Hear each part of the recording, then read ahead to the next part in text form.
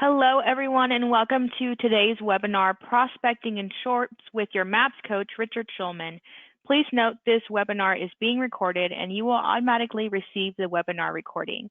If you have questions for your coach, please type them into the questions box located in your webinar taskbar.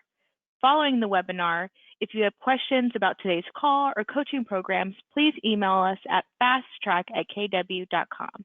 That's all for me, Richard. Take it away. Hey, thank you. Good morning, everyone, or good afternoon, or good evening, depending on where you are. My name is Richard Schulman. I'm your MAPS coach for the next 30 minutes, and I really appreciate you being here. I know if you're here, that means you probably went to Mega Camp, so it's probably been a long week of stuff like this. So yeah, thanks for joining. And let's jump right in. My goal here in the next 30 minutes is to give you a couple of actionable items, something for you to work on today, tomorrow, next week, as well as to give you some ideas to work on maybe in the future. So go ahead and take some notes if you can. And as always, you know, I love screaming into the computer for 30 minutes, but if you want to ask a question, that would just be super. If not, I'm just going to yell into the computer until 9:30 Pacific time. So today's call is called Prospecting in Shorts. I am actually in shorts. I'm here in Los Angeles. We haven't been in the office since early March, so we're doing everything remotely. So the question that we're trying to answer is, how do we prospect purposefully in a changing environment, right? So some of you have different, circumstances in your area. Some are more restricted, some are less restricted. But no matter where you are, your world has changed. I was just on a Zoom call with Gary Keller, there was more people than just me on there, right? And he just talked about the reality that this situation that we're in is going to be this way for at least a year or a year and a half or more. And he referenced what he talked about at Mega Camp, which is the last time we had something like this in the 50s, where it took a couple years to sort of work itself through. So either way, whatever your situation is, we're going to have a changed prospecting world for at least a couple years. And maybe, as Gary mentioned, we're going to be in a longer term shift.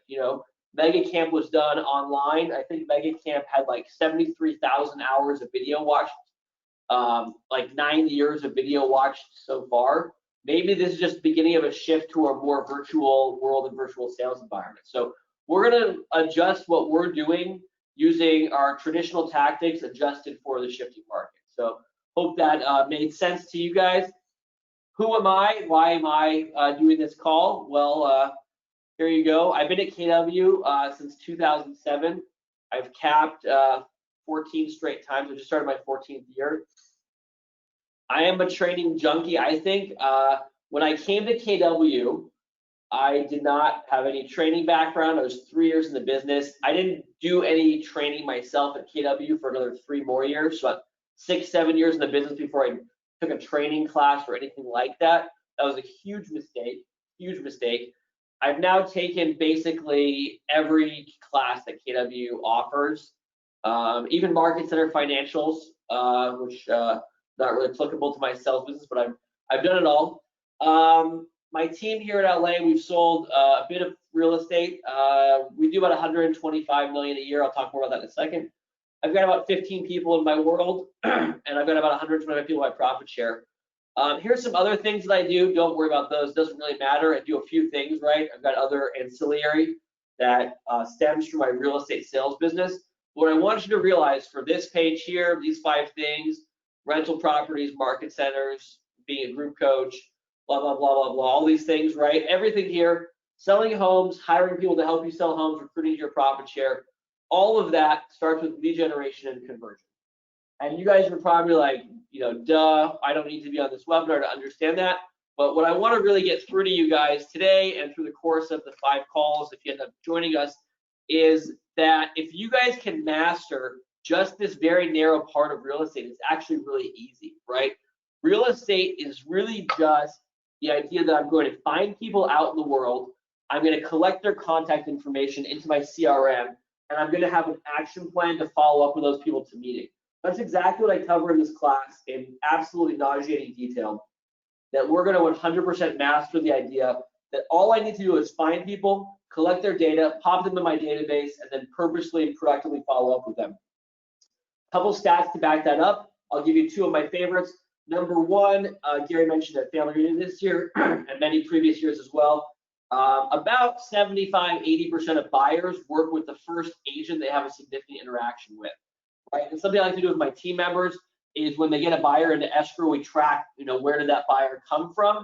And the reality is that the vast majority of our buyers end up not working with our agents because they're great, they are, or because our team is great, we are, right? They end up working with their agent because the agent was in front of them the most. And when that client had a need to buy real estate, right, a need, underlying need, they came to the person who was most in front of them, which was us, right? So my agents get their business not because they're great at their job, which they are, they get their business because they're great at prospecting. And then they do a great job.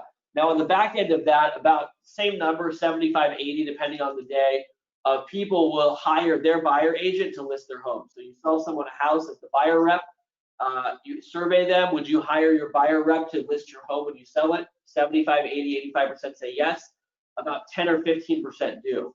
So again, we have a big problem. My MAPS coach is not thrilled when we try to track our listing appointments because the vast majority of our listings are non-competitive. They come from past clients of ours. And actually, a funny thing happening right now, we have 2 listings for people who fired us previously because we prospected so well and stayed in front of them. I'm not even sure if they know they fired us, right? So anyways, the point being that all of this starts with lead generation conversion. And if you do that, right, none of the things that I'm doing or mentioning require you to have an incredible listing presentation or to go out and have a fancy website or spend a lot of money on advertising. All we need to do is stay in front of people. Now those things can help, by the way, right? You're not going to get to the next level or the next level or the next level without those things, but you can build a very successful business just with these things. Okay. That's the most time I'll spend on any one slide. Conversely, the minute you stop converting or generating leads, you're going to struggle in your business. And the real problem here as a real estate agent is that if today, mid-September, I'm tired, you guys are probably tired, my agents are tired, it's been quite a year. We canceled about 15 million in contracts. In March, we closed over $1 million a business day the last 2 months, and we have a pipeline for the next 45 days. We'll do something like 60, 70 million in 3 months. It's a ton of business for our team. It's fantastic. We're tired. If they stop prospecting, they're not going to see the results until December, January, February. They're going to actually keep getting sales. One of my agents told me he's basically stopped prospecting. He's burned out, and he opened 3 escrows this week. So he's not going to get the lesson that he needs to keep converting leads until he has a 0 in January, right? But remember that the minute you stop, your pipeline starts to die, and you won't see it for 2 to 4 months. All right, any questions there? All right, good. Now let's talk about Mega Camp real quick. It's kind of still going on. I think it's like the last day of Mega Camp today. I'm going to presume you guys were all there. Hopefully you learned something. I got a great quote from Gary, and let's see. I don't have it on the screen for you, but basically, Gary said if you're not time blocking for lead generation, you are hurting your business. And if you're not time blocking for lead generation, you're making a series of mistakes. So, simple quote. There's another quote. If you can kind of parse through here, look in the middle. I was in a chat and I tried to quote Gary, and Gary was in the chat. How about that? I said mastering the boring. What we're doing is we're mastering the boring, the repetitive action that leads to long-term success. So there's that.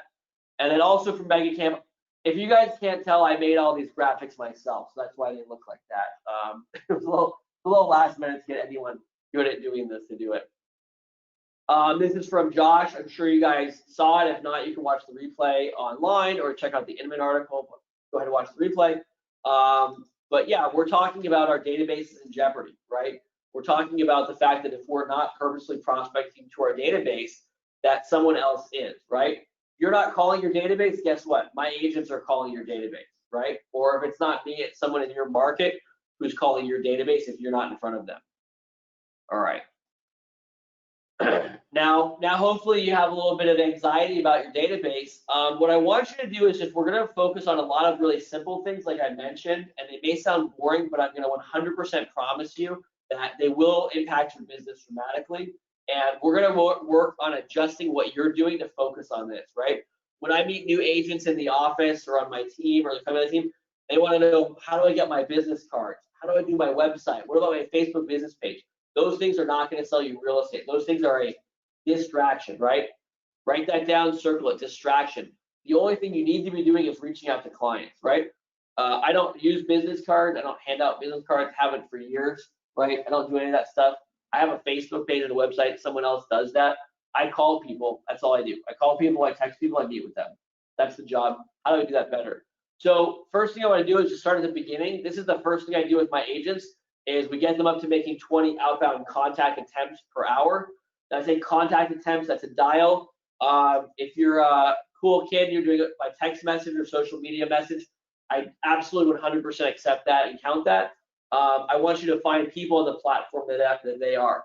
I have clients that want to do everything in person. I have clients, literally I sold $1 million house only by talking to the client over Facebook Messenger, right? It is what it is. We just find them where they are. If you're not doing that, and if you don't know that you are, the answer is no. It means you're not tracking it, right? And I know number tracking is really boring, but we're going to do it. If you're not making those dials, you're losing out on business, right? As a salesperson, write this down. The only thing you can change is the number of hours you work and the quality of hours you work, right? So number of hours, we all understand. I assume no one wants to work more hours. I assume everyone would tell me that they're working the most hours that they can work in real estate. That's fine, right? What's the quality? How are your scripts? Are you focused? Are you doing the right things? Are you doing the most efficient things during those hours, right? Are you on Facebook all day and not doing anything productive? By the way, you can make money on Facebook. We'll talk about that. But are you being productive, or are you just screwing around and having fun? There's a time for that, and it's not during our prospecting time. Okay. We'll also talk about auto dialers. By the way, I get this question a lot. What can I do to spend money? Can I go buy Zillow leads? Blah. The only thing that you need to spend money on as a real estate agent is get an auto dialer. If you don't have an auto dialer, end of this call, go buy an auto dialer, go get a subscription. My team, we use single and triple line. Personally, I can't handle the triple line. I do the single line, but it's a game changer for your business. Okay.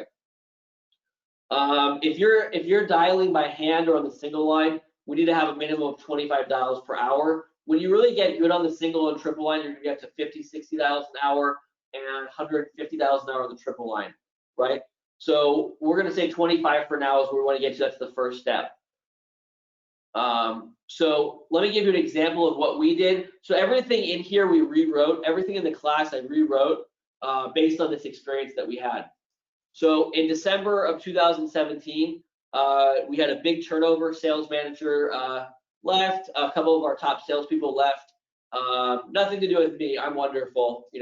Moved back home, left real estate, that type of thing. But we lost a good chunk of our sales team.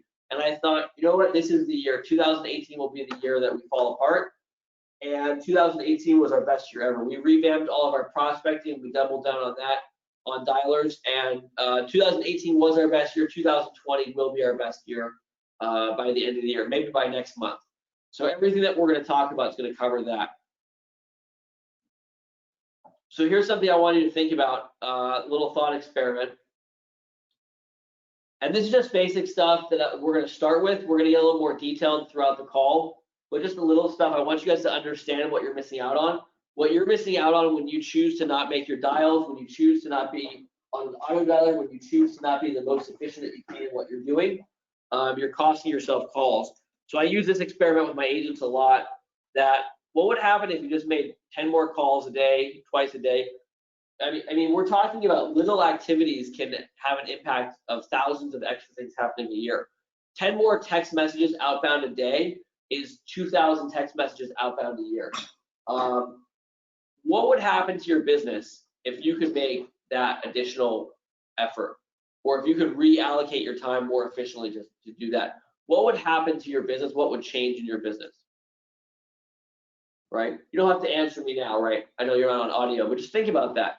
We're going to work on really simple things like that. And then once we work on that, we're going to get into scripts. And then the scripts will be the other half of that. How do we get more efficient in our scripts? Now, something that I'm going to talk about scripts in a second is I'm not going to give you a million scripts to memorize. What I do, which I think is fairly unique in the script world, which is definitely very oversaturated, is I want to teach you guys to think about what you're saying and why you're saying it.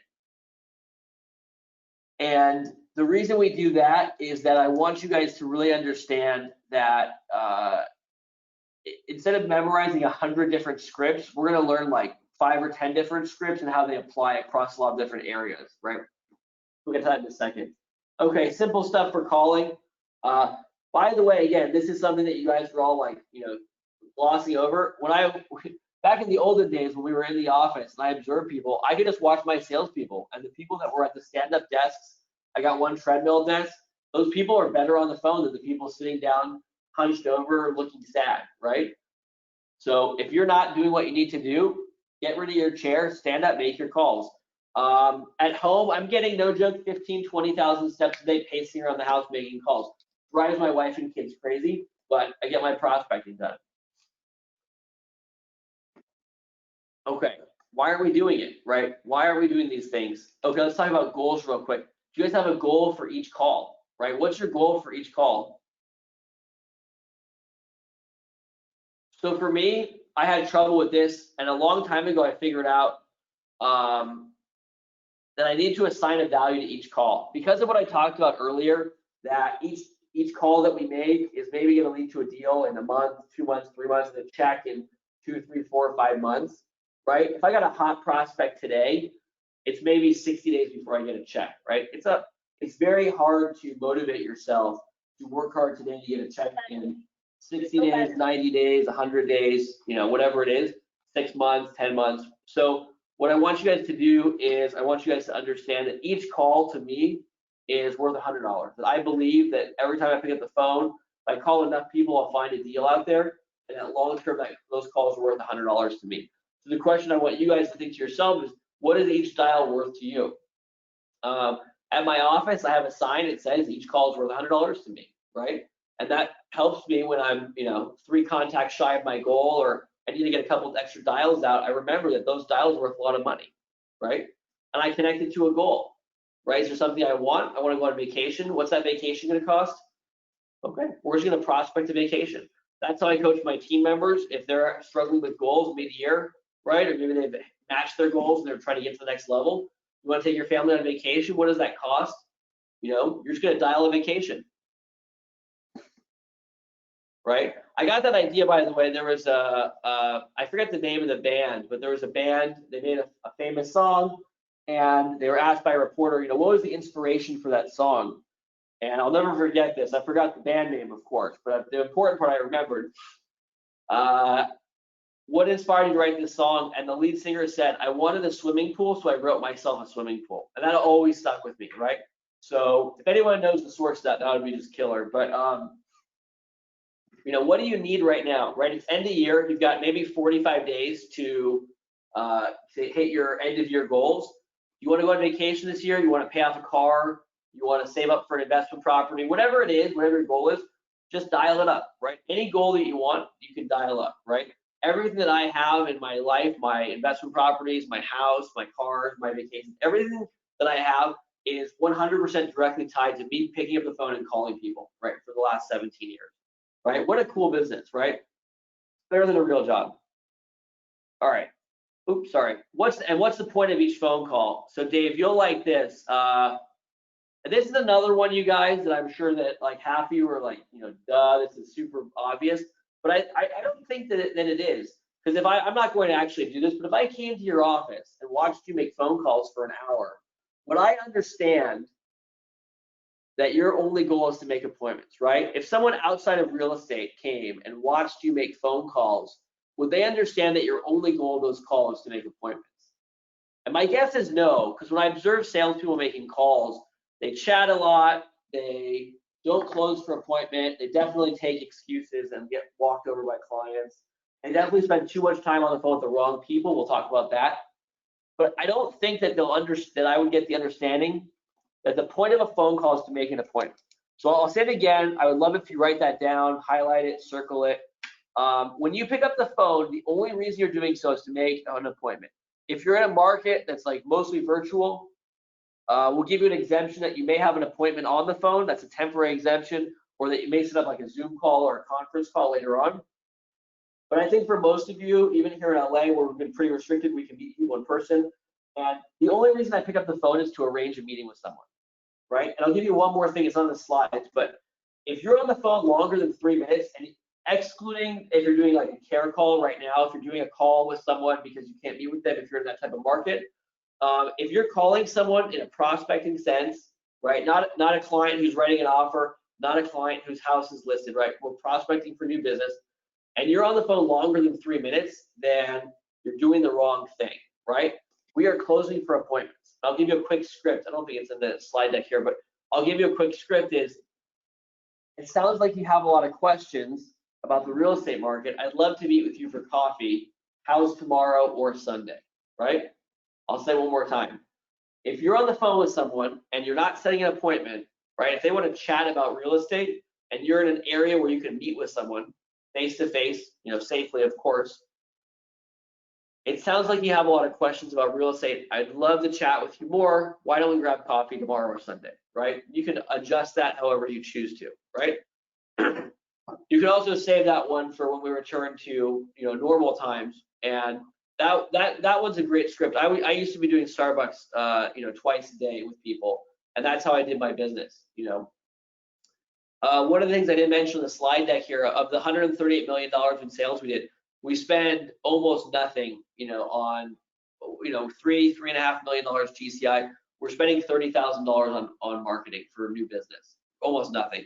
All the marketing we do is to our past clients, right? We don't market for new business at all outside of that.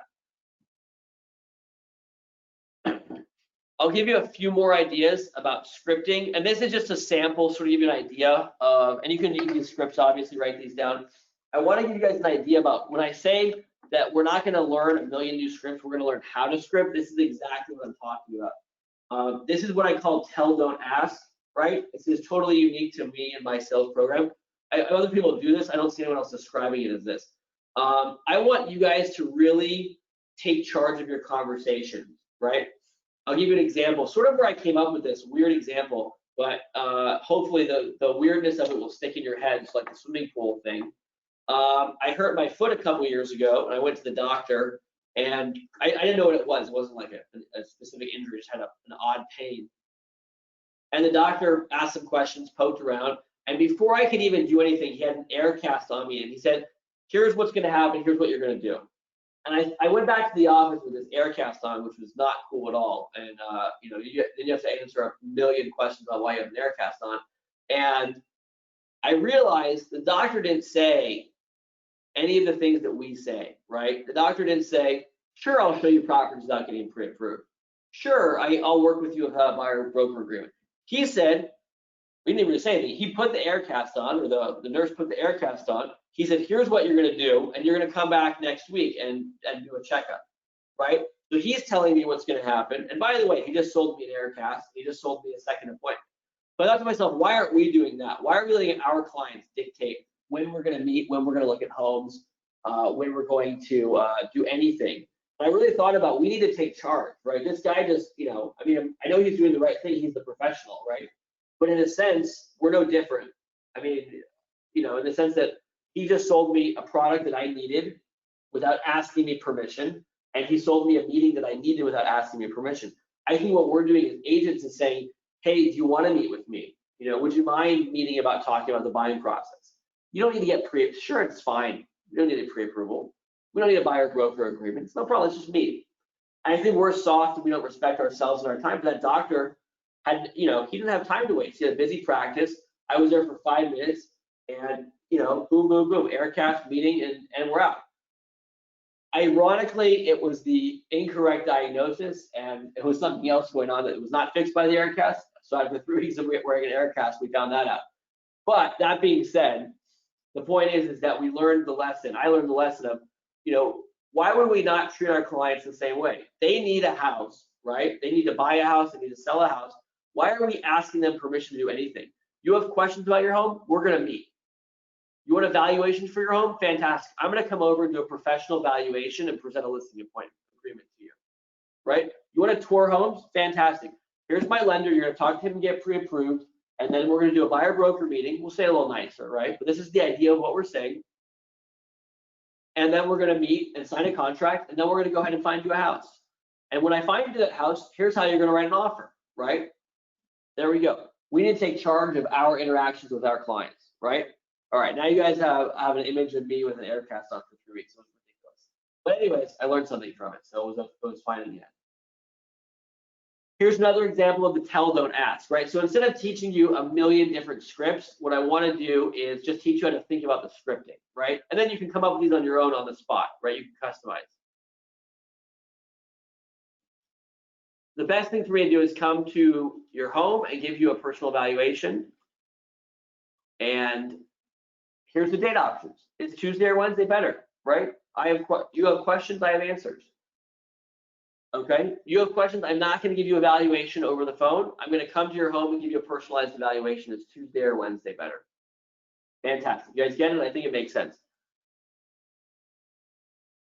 Here's another one. I think we've made the point, right? And we're going to talk a lot about this. We spend a full call on buyers. We spend a full call on sellers. We do all of that. We get really detailed into the granularity of this, that we really want to focus on the appointment setting, right? And we really want to be in charge of the interaction. I think it's a big mistake that we're making is one, not setting appointments or focusing on setting appointments, and two, that we're letting the client tell us when things are going to happen. I don't want the client calling me and saying, can I see this house? I want to call the client and say, this house looks great for you. Let's see it and make an offer right away before someone else buys it. Think about how different those two interactions are for you and for the client, right? Your success rate is higher with number two than with number one. All right, so here's some market shift scripts. Listen, I appreciate that most of your markets are pretty hot right now. I'm going to tell you a secret. If you guys forgot February was, in retrospect, quite a great month, right? I think we all would love to go back to February.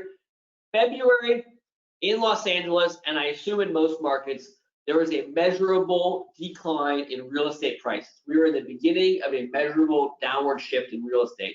We had been for a few months, and we were using this script very successfully, because at that time I could say, hey, I've got a house that is legitimately 10% under its previous valuation. Are you interested in that type of thing?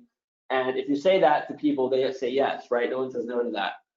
But then we got into COVID for a couple months, and then we got to this COVID hot market. I assume you're all in a COVID hot market. By the way, it's not going to last forever, and my guess is it's not going to make it to the end of the year. Could be wrong, but at some point, we're going to be back in a shifting market or a tougher market. I think we're already seeing signs of cracking here. I talked to a friend in Boston this morning. He said they were seeing signs of cracking there. So just file this one away for a month or two from now, right? If I can show you an opportunity in today's market, would you be able to meet tomorrow or Friday? This is the no-nonsense scripting that I want you guys to be doing. Is I want you guys to be focused on appointment setting. Who says no to this? An unmotivated, uninterested buyer. Great. I'll call you back another time. No problem at all. Yes, you're interested. Fantastic. Tomorrow or Friday, right? Or yesterday is Friday. Tomorrow or Sunday. What's better for you? Alternative choice closed, right? This is how you prospect for appointments, right? If I just call and say, hey, how's it going? What's new? Blah, blah, blah. Nothing good's going to happen from that. If I call you and say, hey, Dave, I've got an incredible opportunity in today's market. Are you able to meet tomorrow or Sunday? Dave is either interested in meeting with me or not interested, which is fine, because I'm not going to trick him into buying a home. And that's that. And that's how I make appointments, right? I don't need to waste time on the phone with someone if they don't want to buy a house, right? I can do that in my social time, but in my prospecting time, no. All right. I love to share that picture just because it was cool. I talked about this with Gary, and there's Mark and Anna, who are really incredible also. If you guys are not bored of me, I would recommend watching this video. We talked a lot about lead generation in depth. I'll cover a lot of the same stuff during the call. This was at Mega Camp 2018. Mark Fox and Anna Kruger on stage also. But really good stuff about lead generation there that I think you guys will also appreciate. If you guys enjoyed hearing me yell into the computer for the last 29 minutes or so, and you would like to do that for 300 more minutes, imagine that. I would love to have you join our webinar. In my opinion, a great webinar, but I'm super biased about that. That's fair. I've been doing this. This is the 15th time. I rewrite it every time to make sure it's up to date. We are 100% focusing on two different things, right? We are teaching the normal standard method, and then we're teaching, here's some things you should be doing now for a current market. So I'm going to give you all the tools and everything we're using for today, and then also for tomorrow, whatever tomorrow comes. Everything on here is verbatim what I work on with my team. My team will close $150 million in sales this year with $30,000 ad spend. We are prospecting heavy into our Met database, repeat, referral, reviews, et cetera, et cetera, et cetera. We used to do decent at open houses and door knocking, but not anymore, but we'll still teach skills for that. You can sign up at Marathon Conversion, or Maps will send a sign up link right now. And just to give you a few other ideas about what we're going to be focusing on, we start with call volume, then we work on conversion rate. I mean, that's really the whole thing, right? If you can make more calls and better calls, really nothing else to work on. But we work on this, like I said, we're going to spend 5 hours focusing on very precise on this, because I 100% guarantee you, if you are an absolute master, if you can come and teach this class with me, your business will grow immensely. There's nothing else you need to do. I'm not a good listing presenter, right? I'm decent, I'm pretty good. I'm not a great listing presentation guy. I'm not a good hard close guy. I just prospect really well for the last 17 years. It's all I've done. And as you can see, we're at $988 million in sales. I'm super big in habit building. I'm a big One Thing fan, Power of Habit, Atomic Habits. We work a lot on habit building for prospecting. Here's a couple of really important ones I think a lot of people miss in trainings.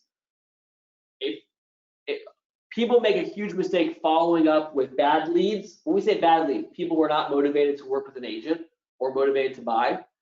And we also waste leads with bad follow-up, right? We get a good lead and we don't follow up enough and we lose them. So I want to trim the fat. One of the things you'll see in that Mega Camp video, if you find it, is that you don't need 1 million leads, right? That's the mistake that we're all making. You don't need, I have 45,000 people in my database. It's irrelevant. I only need 170 sales this year to make my wife and kids really proud of me, right? So we're losing a lot of business on the other 44,830 people we're not selling a house to, right? What I want to do is help you guys understand that you only need a few hundred good leads in your database to hit your goals. You just need the right few hundred good leads, right? So we're going to work on that. And then, like I said, everything is 100% what we do on the team here. So that's all I got for today. I don't see any outstanding questions. My email is schulmanrd@gmail, schulmanrd@gmail. You can call me if you want or text me, 310-482-0173, 310-482-0173. We'll send out a replay to this video, and we'd love to have you sign up. We're going to start next Friday. I had to check the date. Geez, we're almost to October. We're going to start next Friday. We're usually 4 webinars. We're doing 5 this time just to make sure we cover all the scenarios that are out there. Would love to have you guys on. If you have a question, feel free to reach out. And I really appreciate you guys joining us this morning, and have a great weekend.